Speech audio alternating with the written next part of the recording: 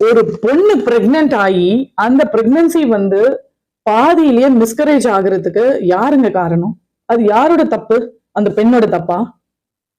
இந்த உலகமே சொசைட்டியே வந்து எப்பவுமே அந்த பெண்ணை தான் அக்யூஸ் பண்ணுவாங்க. இவ சரியா சாப்பிடல, இவ சரியா பாத்துக்கல, இவ சரியா நடக்கல, இவ வெயிட்ட தூக்குனா, இவ அதை பண்ணா இதை பண்ணான்னு சொல்லி எல்லா சொசைட்டியுமே வந்து எப்பவுமே அந்த பெண்ணையே கார்னர் பண்றாங்க.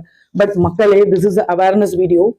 ஒரு பிரெக்னன்சின்றது நேச்சுரல் ப்ராசஸ். நேச்சுரலா வந்து ஒரு எக் ஸ்பெர்மை மீட் பண்றதும் அது வந்து ஃபெர்டிலைஸ் ஆகி இம்ப்ளான்ட் ஆகி ஒரு குழந்தை ஃபார்ம் ஆகி அது 10 மாசம் கருவுல வளர்ந்து ஒரு நல்ல ஹெல்தி பேபியா வெளியில வர்றது, இது எல்லாமே கடவுளோட அனுகிரகத்துல ஒரு நேச்சுரல் ப்ராசஸ். ஸோ நம்ம உடம்புல எப்படி ஒரு இன்ஃபெக்ஷன், அதாவது ஒரு வைரஸோ பாக்டீரியாவோ என்ட்ரி ஆனா நமக்கு வந்து ஒரு ஷிவரிங் ஃபீவர் எல்லாம் வந்து நம்ம அது வந்து நமக்கு காட்டி கொடுக்குதோ, அதே மாதிரிதான் நம்ம உடம்புல ஏதோ ஒரு சேராத ஒரு தன்மையினால அந்த பிரெக்னன்சி அன்சக்சஸ்ஃபுல் ஆச்சு. அதனால அந்த பெண் காரணம் அப்படிங்கிறது இல்ல. அந்த மித்தை வந்து ஒழிச்சிருங்க. ஓகேங்களா? சோ மிஸ்கரேஜ் ஆகுறதுக்கு நிறைய காரணங்கள் இருக்கு.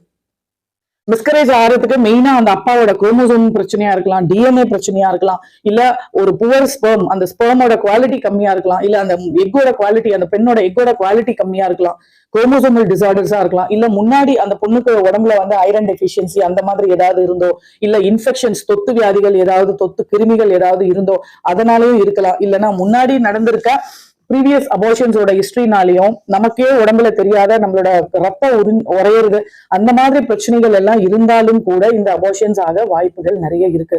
ஸோ இது எல்லாமே நமக்கு வந்து தெளிவா தெரியணும் அப்படின்னா நாம வந்து மெடிக்கல் டெஸ்ட் எடுத்து ஒரு கைனகாலஜிஸ்ட் கிட்ட கன்சல்ட் பண்ணி டெஸ்ட் எடுத்து பார்த்தாதான் தெரியும்.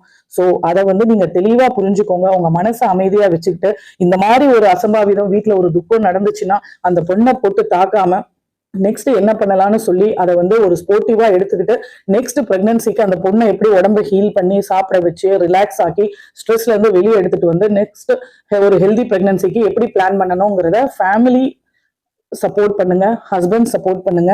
ஓகேங்களா? மிஸ்கரேஜ் பத்தினோ இல்ல பிரெக்னன்சி பத்தியோ any queries, any education, any related ஏதாவது உங்களுக்கு தெரிஞ்சுக்கணும்னா you can WhatsApp me. Thank you.